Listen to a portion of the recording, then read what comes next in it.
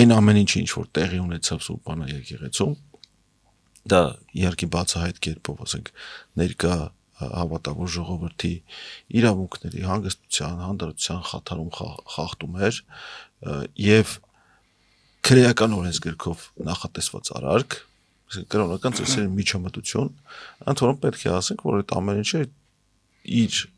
հիմքում ուներ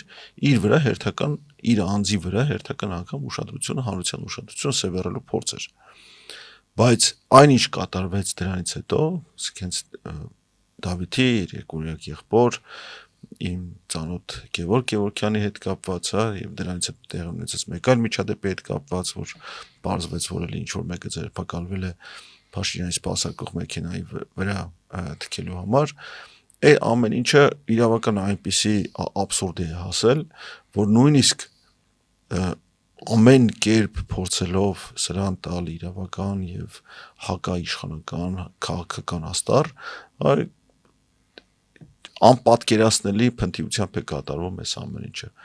Ամբողջական հաղորդումը դիտեք մեր YouTube-յան ալիքում։